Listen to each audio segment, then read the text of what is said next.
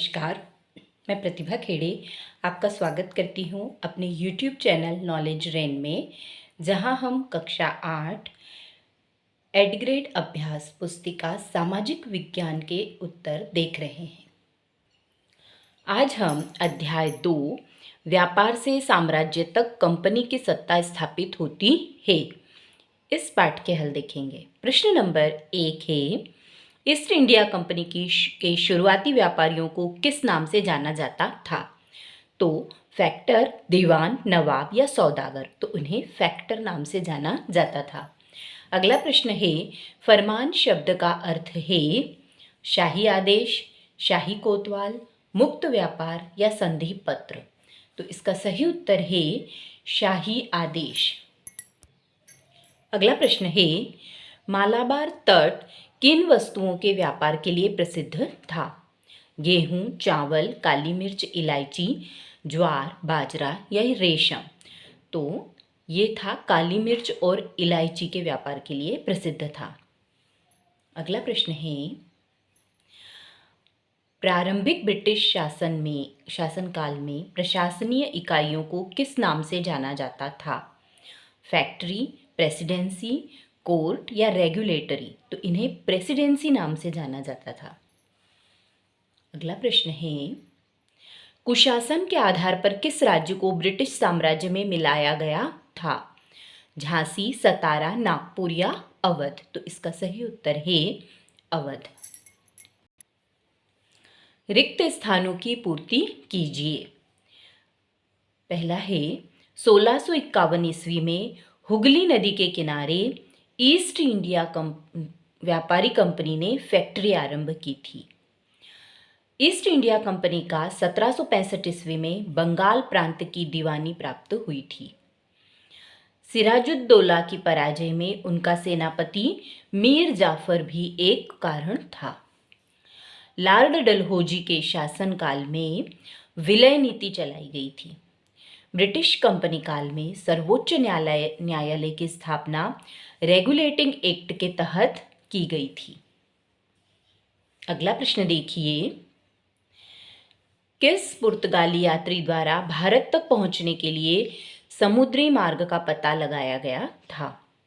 तो Vasco da Gama ये पुर्तगाली यात्री था जिसने 1498 में पहली बार भारत तक पहुंचने के लिए समुद्री मार्ग का पता लगाया था। अगला है, इजाजतनामे से क्या आशय था? तो इजाजतनामे का आशय यह था कि इंग्लैंड की कोई और व्यापारिक कंपनी इस इलाके में ईस्ट इंडिया कंपनी से होड़ नहीं कर सकती थी। अगला प्रश्न है, बक्सर के युद्ध के क्या परिणाम हुए थे? बक्सर के युद्ध में मीर कासिम की हार हुई और कंपनी ने बंगाल पर एकाधिकार किया। यानी बक्सर के युद्ध में मीर कासिम हारा और जो कंपनी थी उसने बंगाल पर अधिकार कर लिया, परंतु वे शासन नहीं करना चाहते थे बल्कि व्यापार फैलाना चाहते थे। और बक्सर की लड़ाई के बाद कंपनी ने भारतीय रियासतों में रेजिमेंट तैनात कर दिए। इससे उन्हें भारतीय राज्यों के भीतरी मामलों में दखल देने का अवसर मिला। प्रश्न नंबर 10 है, पानीपत की तीसरी लड़ाई क्यों महत्वपूर्ण है? पानीपत की तीसरी लड़ाई 1761 में अहमद शाह अब्दाली और मराठों के बीच में हुई थी। इस लड़ाई में मराठों की बुरी तरह से हार हुई। भारत में हिंदू राष्ट्र स्थापित करने का मराठों का जो सपना था वह अधूरा रह गया और इस युद्ध के बाद अंग्रेजों का भारत पर अधिकार करने का कार्य क्या हो गया? आसान हो गया। अगला है, यूरोप के बाजारों में भारत की किन वस्तुओं की मांग अधिक थी? तो यूरोप के बाजारों में भारत के बने बारीक सूती कपड़े और रेशम की जबरदस्त मांग थी। इसके अलावा काली मिर्च, लौंग, इलायची और दालचीनी की भी मांग रहती थी। सहायक संधि की शर्तें क्या थी? सहायक संधि की शर्तें निम्नलिखित थी। नंबर 1 है, भारतीय शासकों को अपना स्वतंत्र सैन्य बल रखने की इजाजत नहीं थी। उनकी सुरक्षा कंपनी करती थी पर इसके लिए शुल्क लेती थी। और समय पर शुल्क न देने पर यह उनका शासन छीन लिया करती थी, है ना। यदि यहाँ वो समय पर शुल्क नहीं देते थे तो उनका शासन छीन लिया जाता था। वॉरेन हेस्टिंग्स द्वारा न्याय व्यवस्था में क्या क्या सुधार किए गए थे? गवर्नर जनरल वॉरेन हेस्टिंग्स उन महत्वपूर्ण व्यक्तियों में से एक था जिन्होंने कंपनी की ताकत फैलाने में अहम भूमिका निभाई थी। 1772 में नई न्याय व्यवस्था स्थापित की गई। इस व्यवस्था में प्रावधान किया गया कि हर जिले में 2 अदालतें होगी, फौजदारी और दीवानी। प्लासी युद्ध के क्या कारण थे? 1756 में अली वर्दी खान की मृत्यु के बाद सिराजुद्दौला बंगाल के नवाब बने। कंपनी को सिराजुद्दौला की ताकत से काफ़ी भय था। सिराजुद्दौला की जगह कंपनी एक ऐसा कठपुतली नवाब चाहती थी जो उसे व्यापारिक सुविधाएं व रियायतें दे। कंपनी ने प्रयास किए परंतु सिराजुद्दौला ने उसका विरोध किया।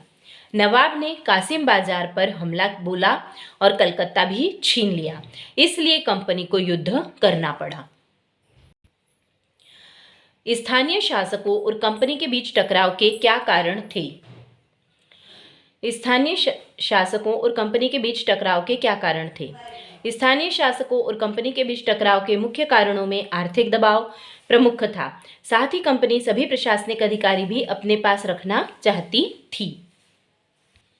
अगला प्रश्न है, यूरोपीय व्यापारिक कंपनियों में प्रतिस्पर्धा के क्या कारण थे? तो यूरोपीय व्यापारिक कंपनियों में एक जैसी चीजें खरीदने की होड़ लगी थी।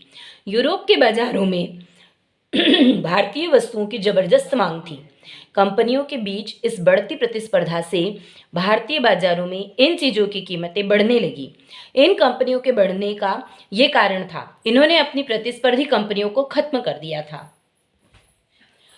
लॉर्ड हेस्टिंग ने राज्य विस्तार के लिए कौन सी नीति अपनाई? लॉर्ड हेस्टिंग ने राज्य विस्तार के लिए ध्यान की नीति अपनाई। इसके तहत उन्होंने स्थानीय शासकों को समर्पण और मित्रता के तहत अपने अधीन करने की कोशिश की और युद्ध और बलपूर्वक कब्जा करने के बजाय राजनीतिक और कूटनीति का सहारा लिया। लॉर्ड डलहौजी की विलय नीति क्या थी तथा इस नीति से किन किन भारतीय राज्यों को अपने नियंत्रण में लिया गया था? तो लॉर्ड डलहौजी की विलय नीति के तहत उन्होंने भारतीय राज्यों को ब्रिटिश नियंत्रण में लाने के लिए एक तरफा विलय की नीति अपनाई। इस नीति के तहत जिन राज्यों में सगे संबंधियों की कमी थी या जो संधि की शर्तों का पालन नहीं कर रहे थे, उन्हें सीधे ब्रिटिश साम्राज्य में मिला दिया गया और इस नीति से सिंध, झांसी, सतारा और नारनाथपुर प्रभावित हुए। धन्यवाद। आज के लिए इतना ही। अगले वीडियो में हम अध्याय 3 ग्रामीण क्षेत्र पर शासन चलाना के हल देखेंगे। अगर आपको मेरे वीडियोस पसंद आ रहे हैं तो कृपया इन्हें लाइक करिए, शेयर करिए और चैनल को सब्सक्राइब करिए।